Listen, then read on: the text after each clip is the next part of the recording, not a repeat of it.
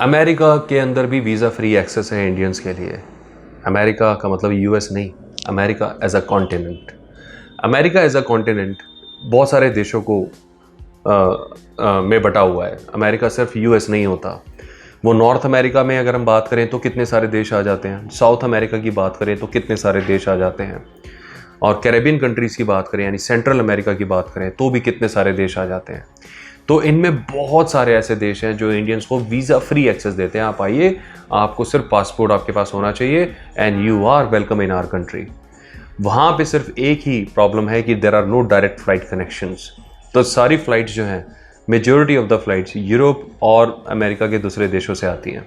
यानी आपकी फ़्लाइट आएगी वाया पेरिस, वाया लंदन या वाया न्यूयॉर्क, राइट। तो उस केस में उन कंट्रीज़ के ट्रांजिट वीज़ा या उनके कोई ना कोई दूसरे डिफरेंट काइंड ऑफ वीज़ाज़ आपके पास होने चाहिए for successful transit from that country. इस वजह से इन कंट्रीज़ में जो मैं अभी आपको बताने वाला हूँ, यहाँ पे टूरिज़्म लिमिटेड है इंडियन नेशनल्स का। तो अमेरिका के अंदर 90 डेज़ वीज़ा फ्री एक्सेस आपको मिलता है बारबाडोस में। बारबाडोस में 90 डेज़ फ्री का एक्सेस अगर आपके पास सिर्फ इंडियन पासपोर्ट है, सिर्फ उसी के बिहाफ पे हो जाता है। एक टाइम था जब बारबाडोस दुबई से भी कनेक्टेड था, मिडिल ईस्ट से भी कनेक्टेड था, तो वाया दुबई बारबाडोस के कनेक्शन थे। अभी हो सकता है अगर आप चेक करेंगे आपको मिल जाए किसी रैंडम डेट पे, तो डेफिनेटली बारबाडोस को भी आप कंसीडर कर सकते हैं अपने नेक्स्ट ट्रैवल प्लान के लिए। उसके बाद है डोमिनिका। डोमिनिका तो आपको 180 डेज़ का वीज़ा फ्री एक्सेस देता है। यानी अगर आपके पास वीज़ा नहीं भी है, खाली इंडियन पासपोर्ट है, तो भी वहाँ पे आप 6 महीने विदाउट एनी इशू आराम से रह सकते हैं। डोमिनिका में भी फ़्लाइट कनेक्शंस टर्की के थ्रू होते थे और ट्यूनीशिया के थ्रू भी होते थे और मोरक्को के थ्रू भी होते थे। तो अगर आपके पास इनमें से किसी भी कंट्री का वीज़ा है जो आसानी से मिल जाता है, ट्यूनीशिया में वीज़ा नहीं चाहिए, दुबई का वीज़ा इज़ वेरी इजी, वो ट्रांसिट वीज़ा है, वो अगले दिन ही आ जाता है, उसमें there is no problem at all, आप रेगुलर वीज़ा लेकर जाएँ। मोरक्को का visa is also not difficult. Dubai तो बेसिकली क्या है, दुबई जो हो गया है वो एक तरह से कल्चरल कैपिटल के रूप में उभर रहा है एशिया के अंदर या मिडल ईस्ट के अंदर।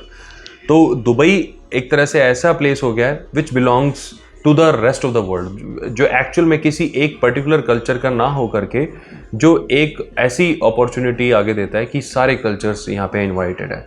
इस वजह से दुबई के connections majority of the countries के साथ बहुत ही नाइसली कनेक्टेड है। तो आप चेक कर सकते हैं, अगर आपको डायरेक्ट कनेक्टिविटी दुबई के थ्रू मिल जाती है या टर्की के थ्रू मिल जाती है या इजिप्ट के थ्रू मिल जाती है, तो आप डोमिनिका को भी अपने नेक्स्ट ट्रैवल के लिए कंसिडर कर सकते हैं। नेक्स्ट है एल सल्वाडोर। एल सल्वाडोर आपने बहुत सुना होगा। El Salvador used to be a hotbed of illegal infiltration in US.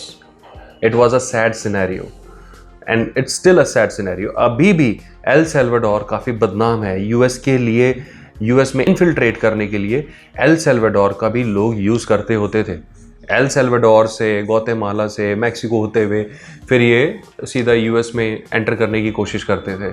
बहुत आपने स्टोरीज सुनी भी होंगी, और अगर आप इमिग्रेशन में नए हैं या फिर इस एरिया में अगर आपको ज़्यादा नहीं पता तो मैं आज आपको बताता हूँ। एल सल्वाडोर में बेसिकली पूरे गैंग्स चलते थे जो इलीगल इन्फिल्ट्रेशन में बहुत एक्टिव होते थे, एक टाइम पे ओवर एक्टिव होते थे।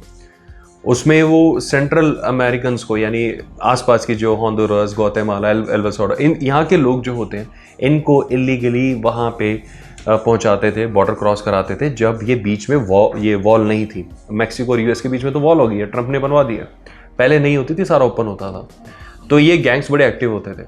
लेकिन जब से वॉल बनी है तब से ये इलीगल जो इमिग्रेशन वाला बिजनेस है ये मैक्सिकन्स ने कंट्रोल कर लिया है। यहाँ पहले भी मैक्सिकन्स इतना कंट्रोल नहीं करते थे, मैक्सिकन्स तो ज़्यादा बिजी थे ड्रग्स के लिए, लेकिन ड्रग्स में इतनी ज़्यादा अमेरिका ने सख्ताई कर दी है कि अब वो दूसरे इलीगल मीन्स जो है तलाशने लगे हैं टू मेक मनी। तो उसमें से एक ये भी है। तो इसीलिए एल सल्वाडोर और जो ग्वाटेमाला है या फिर ये जो नियर बाय कंट्रीज़ हैं, अब वो इतने बड़े हॉट बेड नहीं रहे जितने पहले होते थे, क्योंकि अब मेन कंट्रोल मैक्सिकन्स के पास आ चुका है। बट अभी भी सिचुएशन जो है अभी भी सैड ही है एक तरह से आप देखें तो। अभी भी इलीगल इन्फिल्ट्रेशन में इन कंट्रीज़ का यूज़ होता है। But coming back to the original point, El Salvador में भी डायरेक्ट कनेक्शन में प्रॉब्लम है। सारी फ्लाइट्स आपको वाया यूएस या वाया यूके ही दिखेंगी। यानी आपके पास कोई ना कोई वीज़ा होना चाहिए वहाँ पे जाने के लिए, क्योंकि डायरेक्ट फ्लाइट नहीं है। नेक्स्ट है हेती। हेती न्यूज़ में तब आया था जब वहाँ पे बहुत ही डिवास्टेटिंग अर्थक्वेक आया था कुछ साल पहले। बहुत ही ज़बरदस्त अर्थक्वेक आया था और बहुत ही जान माल का नुकसान हुआ था। तब हेती बहुत न्यूज़ में रहा था, काफ़ी दिनों तक रहा था पूरी दुनिया में। तब लोगों को इसके बारे में पता लगा था। एक्चुअल में यहाँ के लोगों ने बहुत ही स्ट्रांगली रिकवर करा है। ये एक मिसाल दी जाती है आज भी इन लोगों के बारे में। इन लोगों ने अपनी कंट्री को, इट वाज ऑलमोस्ट, मतलब पूरा देश ऑलमोस्ट ख़त्म हो चुका था, छोटा सा तो देश ही है, इतना ज़बरदस्त वहाँ पे अर्थक्वेक आया था, ऐसे बुरे सर्कमस्टांसेस बने थे, उसके बावजूद भी उन लोगों ने उस अपने देश को बहुत ही ब्यूटीफुली रिकवर करा है। और टूरिज़्म का ज़बरदस्त बूस्ट आया था कोरोना से पहले। हेती में used to be very very popular among tourist, तो अभी भी धीरे धीरे ये रीगेन कर रहा है। तो अगर आप हेती को कंसिडर करना चाहें तो कर सकते हैं। नेक्स्ट है जमैका। जमैका तो सबने सुना हुआ है, जमैका जहाँ का हुसैन बोल्ट है। तो बोल्ट जो है, जिनके नाम पे रिकॉर्ड है फास्टेस्ट स्प्रिंटर का, 100, 200, 400 सारे रिकॉर्ड उन्हीं के ही हैं, तो वो जमैका के ही हैं। तो जमैका बहुत पॉपुलर है इस सेंस में भी। जमैकन जो आर्टिस्ट हैं यानी रैपर्स हैं वो भी बहुत अमेरिका में पॉपुलर हैं। जमैका में भी डायरेक्ट कनेक्शन बड़ा मुश्किल है आपको मिलना, but you can still check it out. Next है सेंट किट्स एंड नीविस। यहाँ पर भी 3 मंथ्स के लिए वीज़ा फ्री एक्सेस मिलता है। अगेन फ्लाइट का इशू है, आप चेकआउट कर सकते हैं। बहुत ज़्यादा तो ह्यूज इंडियन डायस्पोरा वहाँ पे नहीं है और बहुत ज़्यादा राइवल्स भी नहीं होते, but still it's a place अगर आप कुछ एक्स्ट्रा ऑर्डिनरी कुछ ट्रैवल करना चाहते हैं तो। नेक्स्ट है सेंट विंसेंट एंड ग्रेनेडाइंस। ये भी एक कंट्री है, काफ़ी सारे लोग आप में से पहली बार सुन रहे होंगे। ये कैरेबियन सी के आसपास ही पड़ते हैं सारे देश जो मैं आपको बता रहा हूँ, तो अगर आप चाहें तो इसको भी कंसिडर कर सकते हैं। इसके बाद है त्रिनिदाद एंड टोबागो। अब ये बहुत फेमस है, इंडिया के अंदर भी बहुत फेमस है। आपने बहुत सारे क्रिकेटर्स का नाम सुना होगा, उनमें से बहुत पॉपुलर क्रिकेटर्स भी रहे हैं जो वेस्ट इंडीज़ के रहे हैं। तो वेस्ट इंडीज़ के काफ़ी सारे क्रिकेटर्स त्रिनिदाद एंड टोबागो के भी थे। West Indies basically is not a country, West Indies है ये। जितने भी कैरेबियन आइलैंड्स हैं जहाँ पे क्रिकेट फेमस है, उन्होंने अपना यूनियन बनाया, छोटे छोटे आइलैंड्स ने बन के। जैसे गायाना है, खैर वो तो आइलैंड नहीं है, वो तो प्रॉपर कंट्री साउथ अमेरिका में। गायाना हो गया, त्रिनिदाद टोबागो हो गया, इन सब ने, जहाँ पोर्ट ऑफ स्पेन भी आपने नाम सुना होगा, ये सब ने मिलके वेस्ट इंडीज़ को बनाया और यहाँ से अलग अलग क्रिकेटर्स आए। तो त्रिनिदाद एंड टोबागो से फेमस है चंद्रपॉल, शिवनारायण चंद्रपॉल। अगर आप 90s के किड हैं तो आपने उनके बारे में सुना होगा, वो बहुत फेमस थे। तो ये फिर भी पॉपुलर नेम है, बहुत सारे इंडियंस वहाँ पर जाते हैं, ट्रैवल करते हैं। एक्चुअल में वेस्ट इंडीज़ जब जाते हैं तो ये त्रिनिदाद एंड टोबागो उनकी लिस्ट में प्राइमरी फैक्टर होता है। नेक्स्ट है ब्रिटिश वर्जिन आइलैंड्स। यहाँ पर फ्लाइट तो आप भूल ही जाइए, सारी फ्लाइट यूके के थ्रू आपको मिलेगी, नाम से ही पता चल रहा होगा आपको, यूएस से भी मिलेगी। 30 डेज वीज़ा फ्री एक्सेस देता है जस्ट इन केस अगर आप कुछ एक्जॉटिक एक्सप्लोर करना चाहते हैं तो। नेक्स्ट है मॉन्टसेरत या मॉन्टसेरात, कुछ भी कह सकते हैं आप। इसका भी सेम बिल्कुल एग्जैक्ट यही है, और यहाँ पर भी आपको डायरेक्ट कनेक्शन से बड़ी प्रॉब्लम आने वाली है। तो बेसिकली वही बात है घूम फिर के कि आपके पास कोई ना कोई वीज़ा होना चाहिए।